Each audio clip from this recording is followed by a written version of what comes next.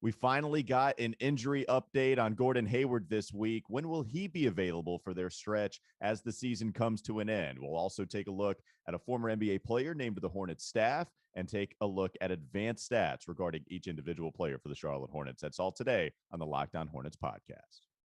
You are Locked On Hornets, part of the Locked On Podcast Network, your team every day. In a minute, cuz we live.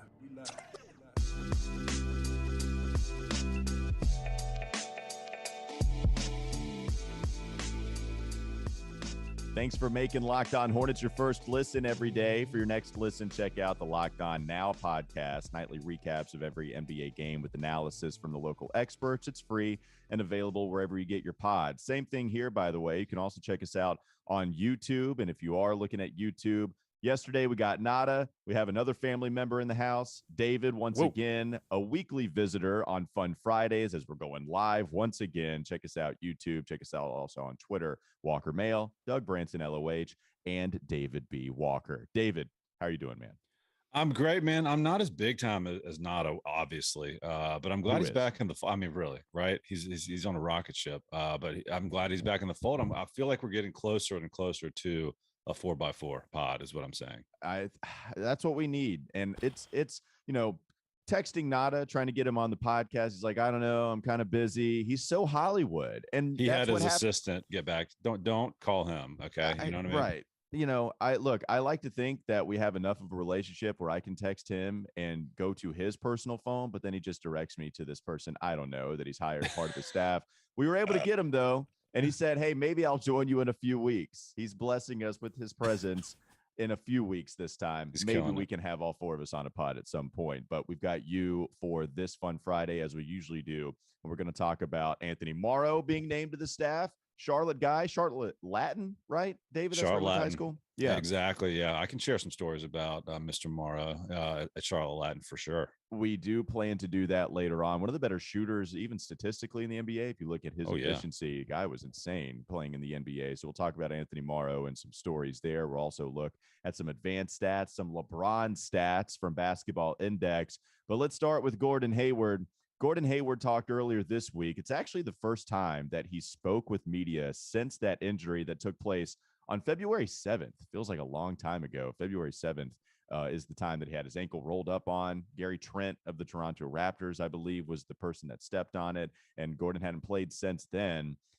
We know all of the different injuries that he suffered. In fact, Rod Boone in his article said that Gordon has been on the injury report 9 different times, or I should say with 9 different ailments since he's been on the Charlotte Hornets roster.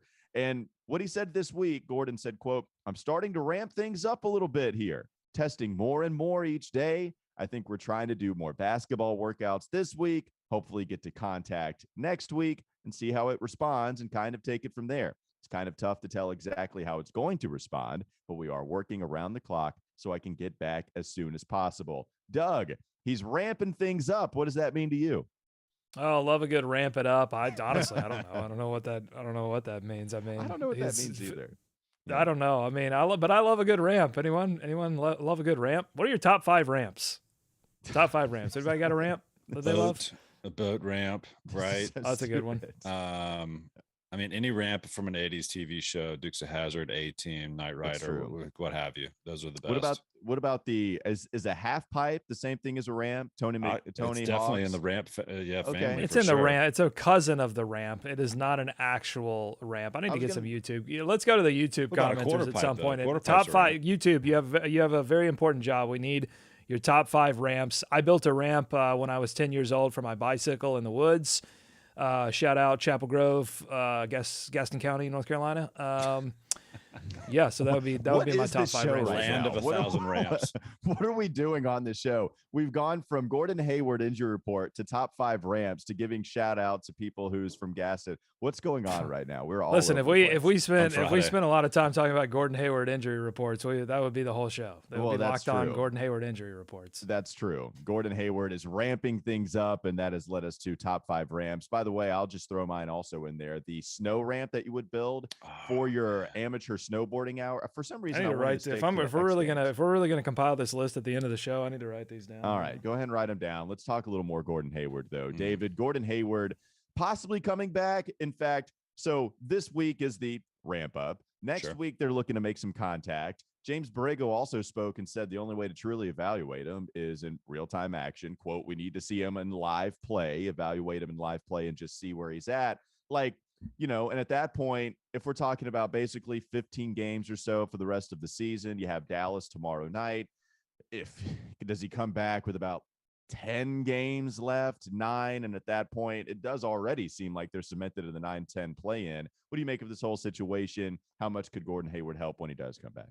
Yeah, I mean, 9 times. That's no joke. But I think Gord really, I call him Gord, wants to take things. Is this like Pat? You call it, Coach Pat Riley. We need your top 5 boards. Like, I'll go with Zucchini. You call him Pat. Pat. Okay. Yeah, Pat. We need to talk about Pat when we eventually talk about this Showtime show on HBO or Winning Time. Anyway, Gord.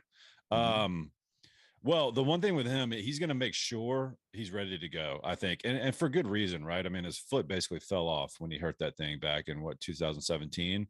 So, when he comes back, he's going to feel good about it. So, in that sense, I think it's good because he should be good to go, right? There's once he ramps up, once he gets to the end of the ramp, he's ready to jump.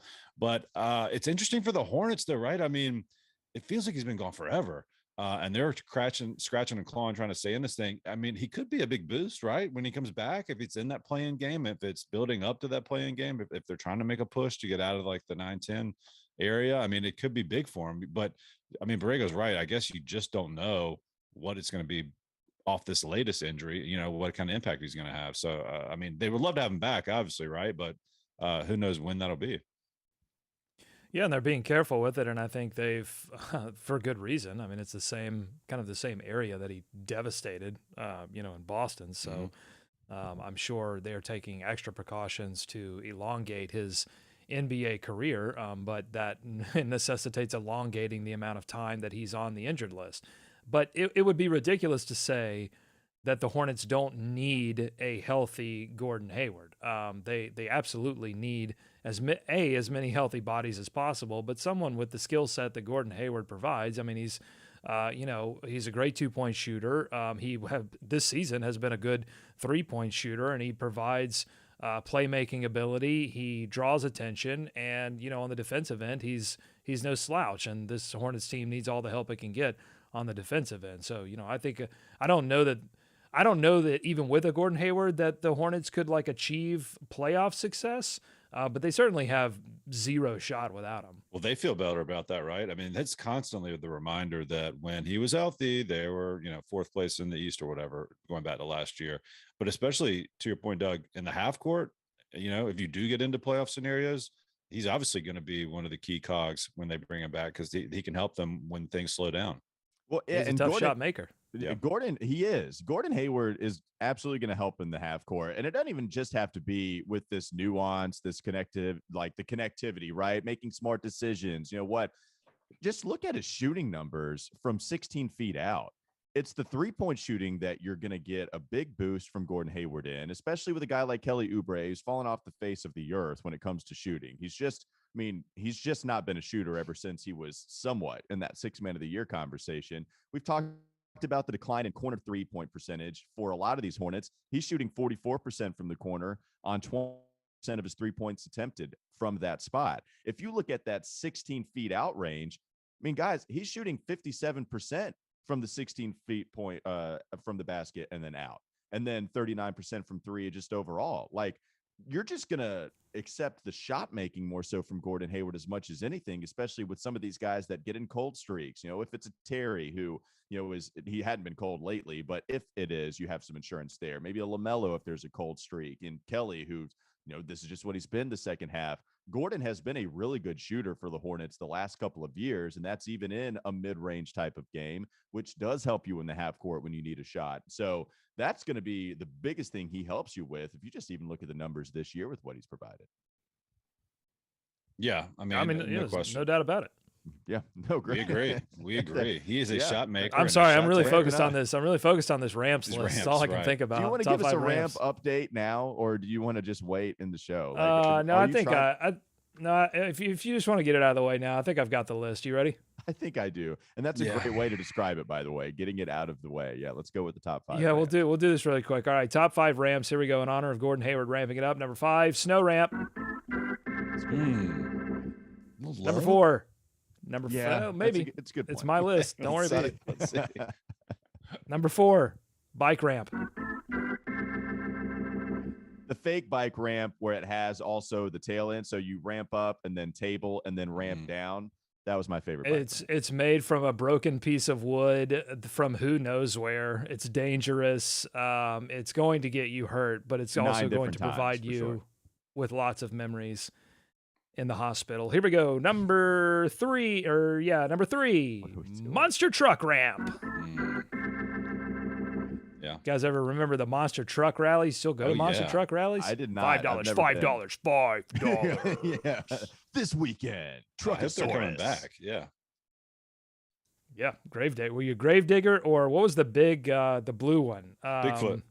Bigfoot. Were you Bigfoot or Gravedigger? Felt like those were the two. Bigfoot classic. Yeah. Those were the two titans though, for sure. Did you have a Bigfoot as a kid? You know, we had the Bigfoot. Yeah, I'm pretty sure. I think I had a Bigfoot too. My little sister has a Gravedigger truck herself and is a huge fan. And she's like 10 years old. So it's weird. I did not know that she would be a Gravedigger Truckosaurus. Truckosaurus this weekend.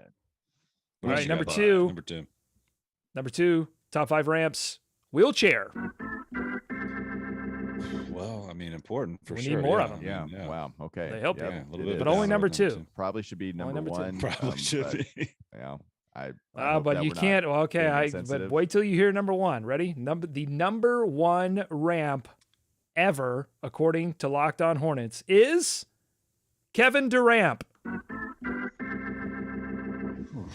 Well, that's definitive. That's locked in. It's locked in. Locked on ramps. Glad you guys really supported that list. You really got behind that list. Yeah. You really pushed that list forward.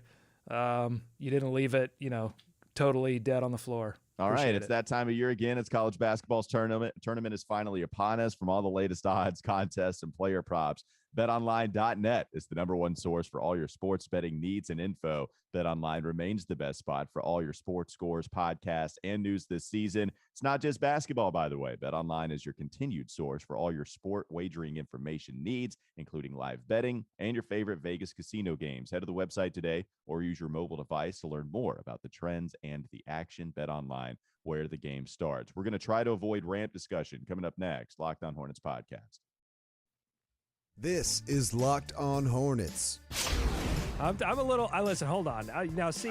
We couldn't just blow by that one. Well, because this is what frustrates me. I'm under the weather. I'm not at 100% right now, and you're just taking it to me. You're like one of these people that knew Nick Batum had a hand injury, and they were just slapping his hand because it's like we're gonna knock this guy's hand because we know he's injured, and that's what you're doing to me right now. But I just want to say, Sam, if you're listening, you're more than a numbers guy. You have heart, you have soul, you have agency. You are a person. Love you, Sam. It's time for more of the Locked On Hornets podcast. So before we get to something the Hornets did, naming a former NBA player to their coaching staff or just their staff in general, Doug, did you want to get to some comments and scroll a little bit before we went to a couple of the other topics? Love a good scroll. Number 1, this number 1 ramp is Doug's ramp, says Book's best friend. Thank you. Ken on the chat says, bring out the hot take machine. Well, somebody's got to give me a lukewarm take. Maybe there was some in those first segments and I was busy focusing on the ramps. Yeah. I don't think we had any hot takes there. So maybe we do need to bring it out. We need to bring it out. Mm-hmm. I need to refill it. I think the hot take machine needs some fuel. I've got to figure that out. Maybe I'll take a break. At these gas prices, we got to milk it for everything it's got in it right now. Well, it's not fueled by it's fueled by gas bags. It's not fueled by retweets. Actual. And Ken is coming to us from Singapore. Shouts to Singapore. Let's see. Lewis says, I built a snow ramp. There you go. That's awesome. He knows. Oh, Danny on the chat says going to my first. That needs to be higher. I'm sorry, Doug. If we're going to get back to this, I'm sorry that we're not avoiding it. But snow ramps were my favorite thing. When it snowed, you could put the sled and try to go down there. Thing is, you had to make it wide enough so you wouldn't miss it. And that was always the tedious part about building a snow ramp. But that should be number one. I wrote it down. It's official. No, this is official. It's not laminated. It's not laminated. You can still make it next year. I'm working on it. Maybe next year, snow ramp. Danny on the chat says, going to my first game at the Hive since 2020 tomorrow. Can't wait. Awesome. Nice. Really cool environment now. A lot of people showing up, and it's especially with how fun the Hornets have been. The close game when Terry Rozier hit the 3 in this last contest, that was really loud. So should expect a good time. Hopefully they can come up with Luke in the house tomorrow night. I'll be there too. Yep. So cool. Avoid me. Don't say hello. He's real friendly. David Walker is here joining us on the Locked On Hornets podcast. All right, let's talk about the Hornets and what they did. They recently hired Charlotte native and former NBA player Anthony Morrow as their new, quote, head of player support and off-court development. The more names you have in a title, does that mean you're less important? Or is it just a title that they want to create? No. It's more important. You want to stack those. You want to stack those letters behind the time. Yeah, all the time behind your name. Those letters are dollars. They are. Anthony Morrow is getting them now. I always kind of wondered if they would somehow be affiliated with one another because he has Makes sense. Yeah, he's been a guy that's been kind of involved in the community for a while, and he went to Charlotte Latin, is one of the better shooters of all time. Anthony Morrow is also, he's done a lot of media stuff I think he's got his own podcast. I know he's talked with a few athletes there. Had some hot takes about LeBron James and Russell Westbrook. It's great. Did he really? What did he say? Yeah, according to this article, this was back in January, he called out LeBron James over Westbrook's fit on the Lakers. So he's opinionated about the NBA. Yeah, so when they traded for him, he immediately dogged that idea and turned out to be right, like a lot of people. Yeah, this was from January of 20. So he played with Russ, this was January right? of 2022. He played with Russ. Yeah, in OKC, I think so. Yeah, and Anthony talks about his time really more so in Golden State. At least the interview that I saw was a long one. He talked about playing with Steph Curry and Steph. I think those two talked with one another because of their Charlotte affiliation, and so I don't know how tight they are, but seemed pretty tight when they were talking on that podcast that they did with one another. And yeah, it was cool to hear him discuss his G League glow up, trying to get into the league, coming from Georgia Tech. It's not like he was a really coveted guy, but had maybe a 10-year long NBA career where he bounced around a little bit and just became a sharpshooter. So very cool. Hopefully, to have one of the better shooters ever, just when you look at his stats, I'll take that guy on the staff all day long. Well, in all seriousness, it reflects, along with bringing in IT and I think it reflects this just overall idea that the Charlotte Hornets as an organization understand that they need more veteran voices, whether it's on the staff, guys that have been there, done that, and know what the deal is. They need more of those voices around this young team. And so I think that has to extend into this next offseason. These offseason signings, I want to see guys that, have been around the league for a long time, that know what it means to make the playoffs and win in the playoffs.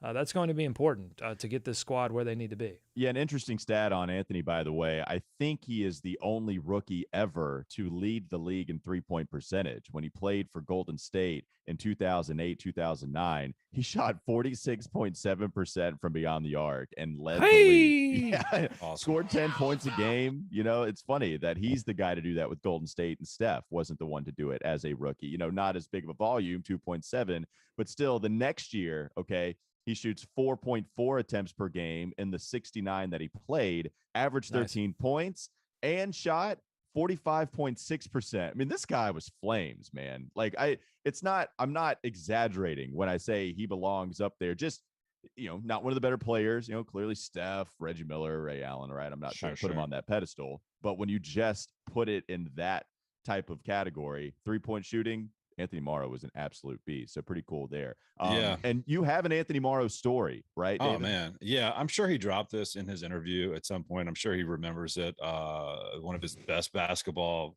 memories, I'm sure. We were playing pickup when he was in school at Latin for the great Jerry Faulkner out there. We were playing pickup. This would have been probably like my first or second semester after freshman year in college. So just terrific shape by me, just very pale.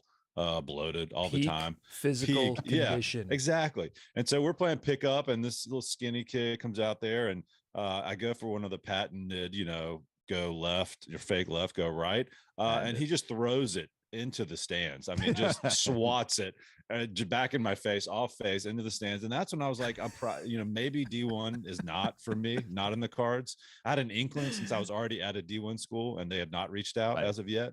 But no, he just confirmed that. And, we were on different trajectories. And I'm sure he'll tell you about this when he eventually comes on the show. But absolutely, super cool, because I think he does a lot of stuff in Charlotte. Like, he's been doing a lot of stuff in Charlotte in the community since he's been back. So this is a great thing, I think, for the Hornets and for the city to have a guy like Anthony Morrow, who's been in the NBA, been a hooper, been a baller, and now is coming back and can kind of connect those two worlds, and seems like a good guy. I feel like you've given us a few different I've played against player X stories on this podcast. Anthony Morrow is up there, but I don't even think that's the best basketball player you've ever played against, right? I thought there was another NFL players maybe you've played against. Peppers. Yeah, Peppers. Okay. He baptized me. What? You're like a magnet. You're like a magnet for this kind of thing to happen. Stop playing professional athletes. Stop. Well, doing that's when Hayward and I were holding down the back line, and so I was guarding Peppers. Why wasn't Hayward guarding? Brendan Haywood. Yeah, Brendan B. Wood. He was like, just me and you back here. I was like, let's do this. Nobody's coming through. Were you guys playing zone? Is that what you were doing? He was playing zone. Yes. Yeah. He was. But I'm surprised that Hayward hasn't mentioned that story on one of his mini broadcasts. Anyway, these guys. Oh yeah, I mean, he's on all of the college basketball broadcasts right now. I haven't heard him drop that story yet. I want to get back to Morrow though. So I want to go back to Morrow. So you're saying that Anthony Morrow ended your eligibility. He ended your. I'd be interested, Walker. I mean, you played a little ball. Was there a moment where you went, "Hey, this is it for me"? Well, I'm not going to be a professional basketball player. Mine ended on somewhat of a sour note. And I don't want to bring the whole podcast down, but so I have a moment where I got punked pretty big time in high school. Mine came. I had heart problems, stuff like that early in college, and it never worked out. But in high school, we were at team camp at UNC Wilmington and went to Bunker Hill, okay? 2A high school in Catawba County. The most success we've had was like an 88-89 state championship appearance, and that was it. So 30 years of not so much success. In fact, we were the only team to have back-to-back winning records, and we were like 2 games above 500 each of those seasons. So we go to UNC Wilmington, and our coach thinks, hey, let's punch up above our weight a little bit, and let's get in the 4A bracket where we're facing awesome basketball teams. Not a good idea. And so when we go there, the very first game that we play, it's against Terry Sanford.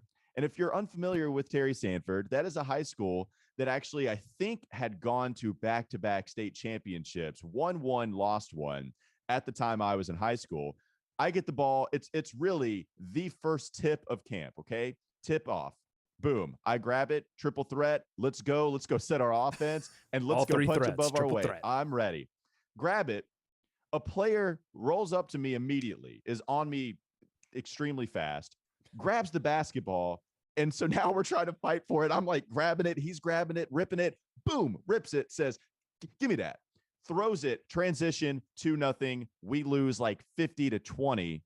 And 5 of those points were given to us because the free throw model was if you get fouled, you get a single point, and then you go to the free throw line. So like a handful of points were given to us. What kind of BS is that? Oh, well, it helped us. Keep it moving, real. Yeah, it was, but it helped us. And so that was my biggest, sounds like a participation free throw.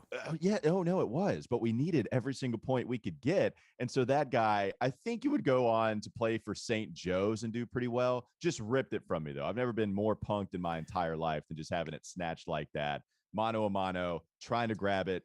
Just ripped it from me. That's honestly, I think that story is sadder than your heart problems. It is. I'll take the heart problems all day long. Just don't embarrass me in front of everybody at UNC Wilmington. Well, since you're curious, I'll let everyone in on when I discovered that I would not be a professional basketball player. It was when I was cut from my junior varsity middle school basketball team And the coach told me, "Sorry, kid, you're not going to play, but you have a great voice. Have you ever considered theater?" Oh no! And I said, "Okay, this sports thing, and not for me." That wins. He said, "Listen, you have terrible hands, but you have great jazz hands." I said, "All right." Okay. And then you took your top hat off and your cane and you just I went ban. That's all, folks. Doug's career is over. Yeah, you win. That's a great story. All right, let's transition. Let's talk more about the professional athletes and stop living in our not so glory days. That anything but the glory days for us here on the Locked On Hornets podcast. Maybe if we took more Athletic Greens products, then we could have made it to the professional leagues or actually played D1. So what is this stuff? With one delicious scoop of Athletic Greens, you're absorbing 75 high-quality vitamins, minerals, whole food source superfoods, probiotics, and adaptogens to help you start your day right. The special blend of ingredients supports your gut health, your nervous system, your immune system, your energy, recovery, focus, and aging, all of those things it'll help you out with. Plus, it's a lifestyle-friendly product, whether you eat keto, paleo, vegan, dairy-free, or gluten-free. It contains less than 1 gram of sugar, no GMOs, no nasty chemicals or artificial anything, while still tasting extremely good. Plus, it costs you less than $3 a day. You're investing in your health. It's cheaper than your cold brew habit. It's cheaper than getting all of the different supplements yourself. You're investing in an all-in-one nutritional insurance. This is important. To make it easy, Athletic Greens is going to give you a free 1-year supply of immune-supporting vitamin D and 5 free travel packs with your first purchase. All you have to do is visit athleticgreens.com/NBA Network. And again, that is athleticgreens.com/NBA Network to take ownership over your health and pick up the ultimate daily nutritional insurance. Also, while you're at it and making sure that you're staying fit, go to built.com as well and pick up a pack of Built Bars. It's that time of year again. A lot of people will give up on their New Year's resolutions, but don't do that this year. Instead, get Built Bars. It's easy to stick to your resolution when you're eating something that tastes so good, that tastes like candy, maybe even better, covered in 100% chocolate. The OG flavors are great. The limited time flavors are great. And they're also low calorie, high protein, low sugar, high fiber. So it's healthy for you too. Go to built.com. Use promo code LOCKED15 and get 15% off your order. Use promo code LOCKED15 for 15% off at built.com. Let's take a look at some LeBron stats for the Charlotte Hornets players coming up next on the Locked On Hornets podcast. This is Locked On Hornets. So if you don't believe in the moon landing, then what would you say is the greatest human achievement? I think the greatest achievement of all time, and I think it's Vince Carter doing 360s clockwise rather really than counterclockwise. I've tried it. It's really tough. It's time for more of the Locked On Hornets podcast. All right, Doug, I will allow you. You want to scroll? You want to do your scrolling thing? I got to. So thank you. I was itching. I tried to get in there real quick and say, hey, can I do some scrolling? Love to scroll on the chat. Okay, I'm scrolling. We got Christian in from Norway saying, HIVE Live just made it. How is everyone doing? We're doing great, Christian. Great. We've had a fun show so far. Make sure to track back and watch all of the action. Christian says this pod is just getting more and more attention, and deservingly so. How lucky we were to get these guys running the show. Love from Norway. Man, thank you, Christian. We really appreciate it. Hey, loving it. Wow. All the positive comments. It really does mean a lot. Thank you so much from Christian. So really now I got to turn it. So I got a positive. I got to balance things out, the force out with a negative. So we've got Best Impact in the chat saying, when I watch Hornets, JB just pisses me off, and the lack of support for LaMelo from this organization is idiotic. I'm going to save my nerves. It's not worth it. I will agree with you, Best Impact, that you shouldn't do anything that makes you that upset. If it truly makes you that upset, then I would say don't put yourself through that. It doesn't make me that upset. I still enjoy watching the games. Get rid of that energy, and honestly, anything. If this podcast is something like you don't put yourself through that. Stop watching. Goodness gracious. That's the last thing we want. That's the last thing the Hornets want, I think. Yeah, they'll still probably take your money, so they still probably want you to endure that. But totally agree with you, Doug. Well, that's why I don't watch the show when I'm not on it. Right. You don't want to. It's just not worth it. It's painful. Yeah, I'm sorry that it's so much pain. You want to scroll again? Yeah, one more from Bear, because I don't. This might be Bear's first time on the chat. Welcome, Bear. I've been following your show for a short time, and you rock. French Hornets fan. Oh man, so Bear, were you a Batum guy? Were you a Batum person? Thank you, Bear. Man, some international Locked On Hornets fans. We appreciate it. We're going global, baby. This thing is getting a lot bigger. Book's best friend says for 3,000 subscribers, we need to see Walker and Doug play 1v1. Oh boy, I think that would be a very I would say that would be a very short match because Walker. I'm confident about a lot of things, but not Walker would dispatch me. A basketball match, as it were, Doug. Yes, yes, 15 love for me. I win. Man, I'm so a basketball contest. You would beat you, yes, sir. You would beat me in a basketball contest. Yes.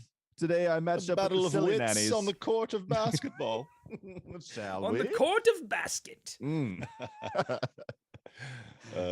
Yeah, we can do that. If we get 3,000 subscribers, then the only problem, travel is the biggest problem there. You're gonna have to come to Charlotte. I call home court advantage. I'm not going to Nashville. It would be a good reversal because I was not embarrassed by painting my face. Again, going back to my time in theater, that was not an embarrassment. It was more embarrassing for you. It was. Well, plus the basketball thing would be embarrassing for me. I looked back at that episode. Anytime I do, I cringe. It's only been a few times. It's like I had to go with the artwork and it wasn't great. Honestly, I'm not even mad at the bee that I drew on my face. It just still looked so weird because the way I was looking, you couldn't see it on the side of my face. So it just looked like weird purple lines. Yeah, you do need to get embarrassed, Doug. I would embarrass a lot more Impossible. Easy. Yeah, I know. I think it is. And the problem is, David, like he pulls this stuff off pretty well. The big dub hat, I mean, he doesn't look ridiculous. Oh, it's all earnest. I mean, it's all from the heart. It's all a real Who's thing. Ernest? Ernest P. Worrell. Ever heard of him? I think he played in the basketball match.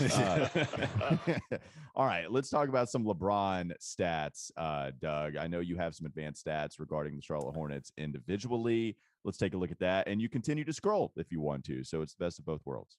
Yeah, I want to get this up on the old screen. Oh, I want you to guess first, actually, before I put this up on the screen share for everyone. So let's break down what this LeBron stat is if you haven't heard of it. A lot of people use this LeBron stat now. It's an acronym.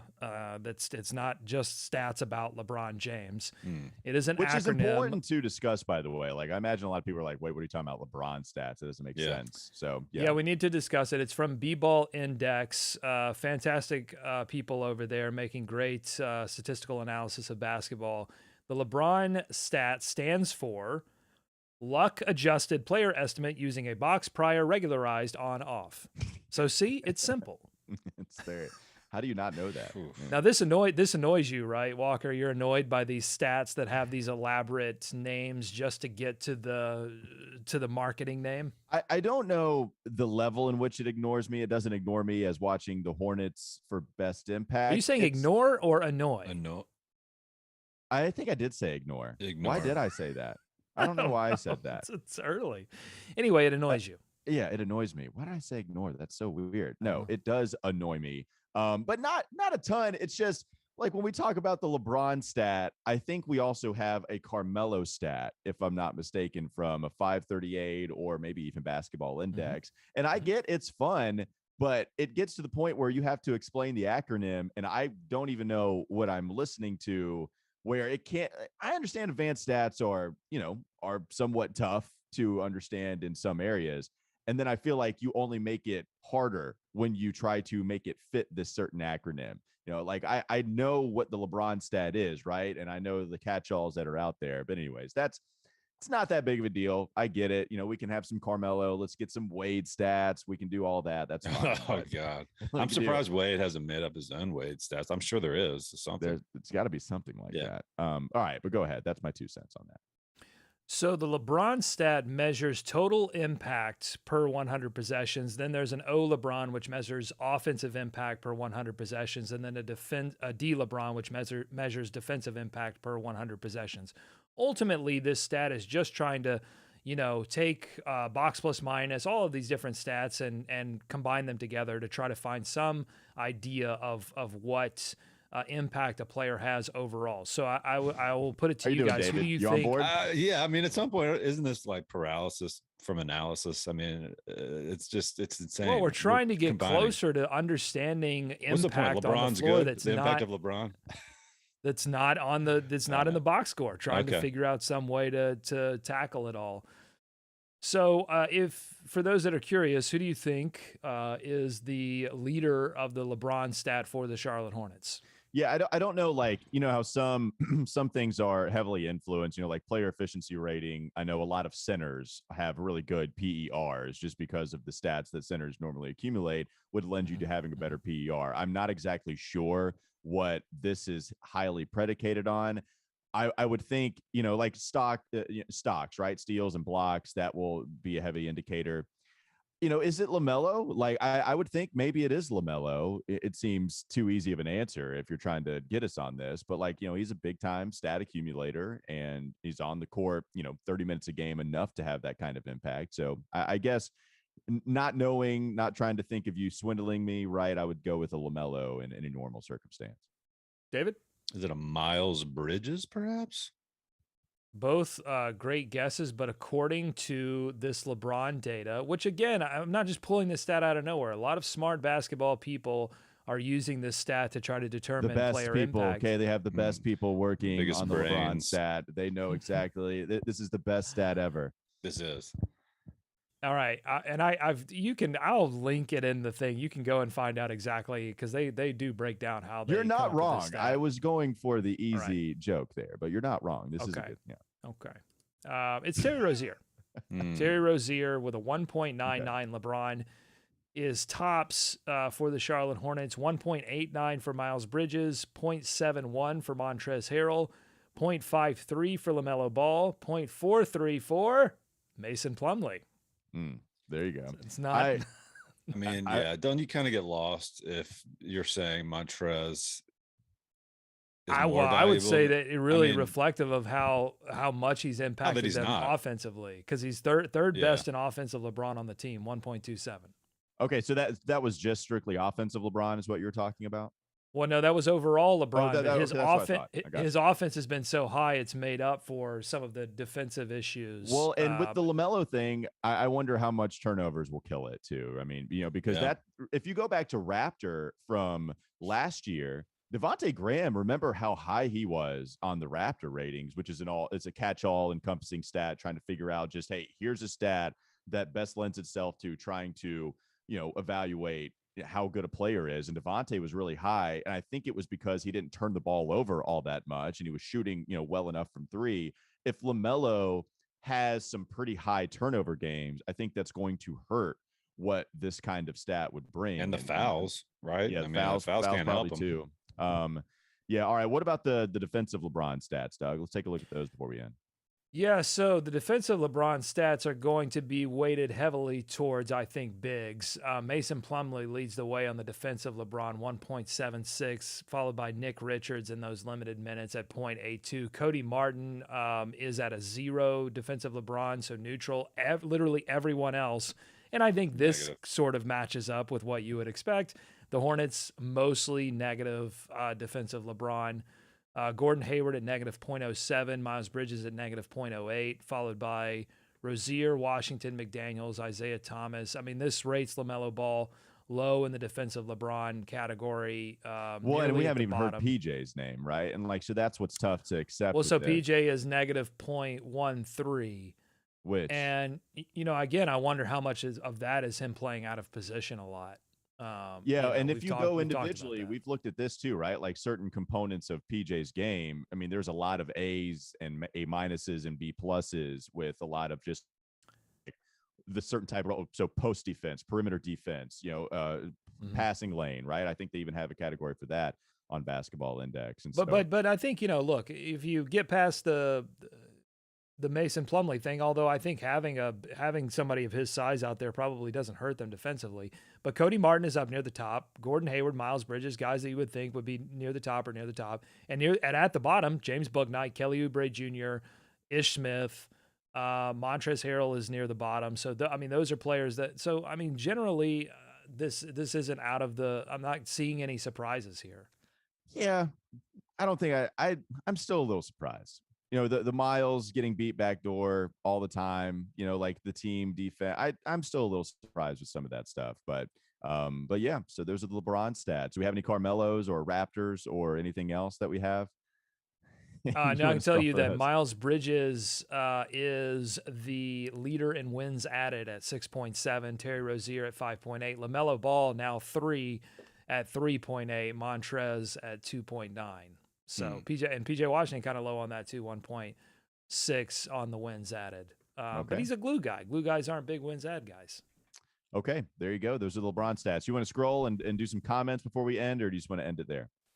Let's see. A lot of people guessing Miles when we put that out there of tops, and again, I think because wins added, he's high in wins added, probably gets knocked because some of his box score numbers, we've seen it, like especially early on in the season, he was loading up the box score, but as time went on, we've seen some bad box scores from Miles at times. Yeah, and his defense brings him down too. But I mean, as you said, everybody just does basically. Yeah, I would love to end the show on just what we've learned from this week. What have we taken? We've gotten the Hornets have gotten some wins against some bad teams. They beat the Hawks. David, I'm just interested. Like, what do you know about the Hornets right now that you didn't know about them last Friday? They've got some fight left. I mean, I think that's what I took away from that Hawks game. I mean, they got a little energy behind them. The Hawks were, fighting right with them, right? That was a huge game. I mean, that was a huge game, mano a mano, basically tied in the standings. And, forced Trae Young to have a horrible game, which I did not see coming, and then managed to pull that one out and had a big home support behind them. So, I mean, there's no team hotter right now than the Mavs, I think, coming in to play tomorrow night. So if they can back that up and show some more energy as they try and build toward these playoffs, that'll be good. So I think, yeah, but I was looking for that, right? I mean, it's been up and it's been go figure some of these games on if they have any energy or not. And they came out ready to play. So they can do it, guys. They can come out ready to play. Yeah, it's funny you mentioned that. I was kind of thinking of the capability. It is there. They don't, this was not a game where they relied on Kelly Oubre. And I think they're starting to get away from that, right? Remember how much of the season we've discussed as Kelly Oubre goes with his hot shooting, it's going to dictate a win for the Hornets or a loss. And now you're starting to use Montrezl Harrell in the pick and roll they did against Atlanta to save them in the half court. And I also think with LaMelo, we talked about LaMelo feeling more comfortable. I think it was against New Orleans, if I'm not mistaken, where he started to look more like himself, had a good floor game. I got even a significant more amount of that sense watching him against Atlanta. James Borrego plays him more minutes than anybody. We've done the whole foul trouble conversation, but LaMelo had the 2 passes, one behind the back, one full court, taking more chances. Mm-hmm. And that's the LaMelo we can remember at the beginning of the season, playing extremely loose, playing fun, it affecting winning. That I got a sense of that in that Atlanta game. And I don't know if you guys agree, but like more than any game that we've seen in really a long time. And that was really cool to see.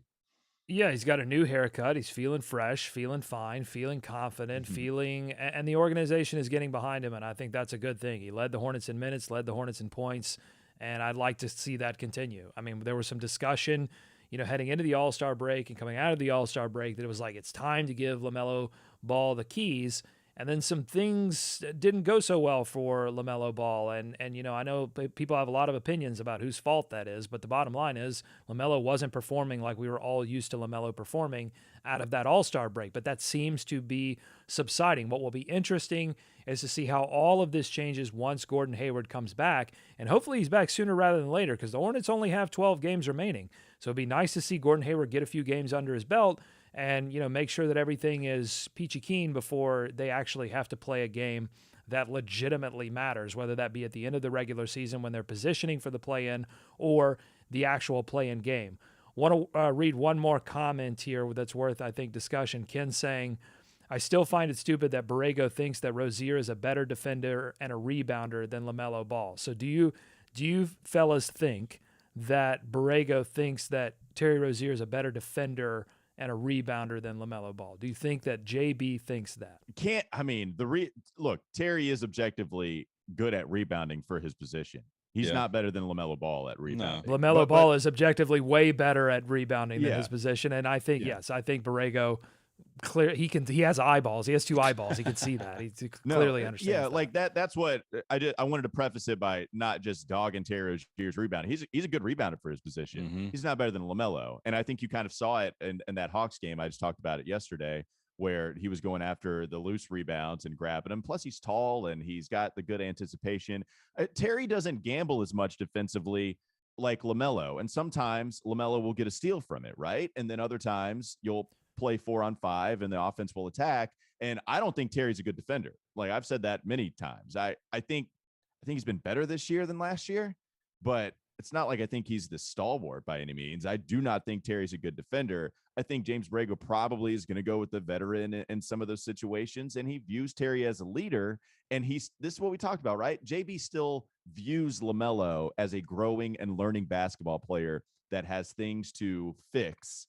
And maybe LaMelo thinks that. Yeah. I probably don't think he thinks that, right? But I'm telling you what JB is thinking about that situation.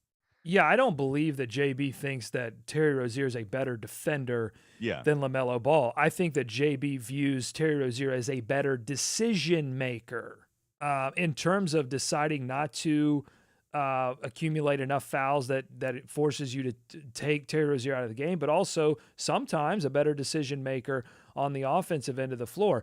I think it's clear that like LaMelo Ball has the potential to be a legitimately good defender if he puts the work in, and I think he will, and I think it's key to him reaching a superstar potential. And I think JB understands that. But right now, Terry Rozier is your better decision maker, and that's why you've seen him, get a bit more minutes at times. Yeah, and what do these coaches always fall back on? Guys that have been there before. There's not many guys on this roster that have been anywhere before, minus Terry and Gordon Hayward. I mean, they're trying to get these young guys to see some of that postseason, some of that playoff experience. But coaches are always going to lean. And look, Terry's been like the best player for the last month. I mean, he's been carrying them in the scoring. He's really coming strong. So he's going to lean on, but no one in that backcourt is being mistaken for, Joe Dumars from the defensive standpoint. So, well, and the other thing too, with Terry, like I've always been critical of his decision-making in the pick and roll.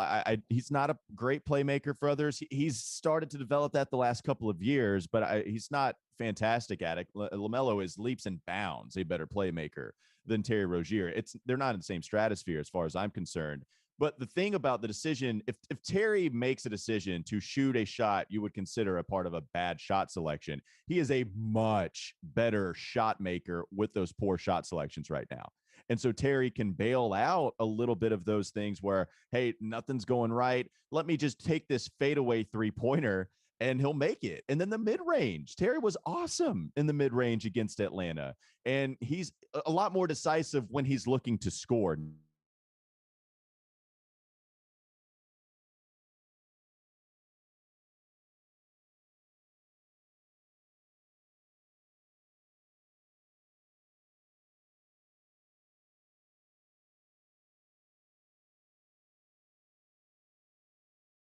Oh, looks like we're having some. I don't know if you guys can still.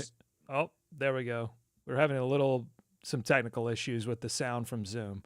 So we missed. The bad news is, Walker, we missed most of that take. Can you boil that take down into about 5 seconds? Can you recap that take? It was a long take. I think my point was that Terry Rozier, when he makes bad decisions and takes a bad shot, he is he's a much better bad shot maker right now than LaMelo is, if you want to compare these two. And if LaMelo takes a bad shot, they're not going in at a high rate. Terry, if he doesn't make a great decision and he tries to bail himself out with a shot, then he's hitting a lot of them. The mid-range, he was great against Atlanta. We know about his bona fide 3-point shooting.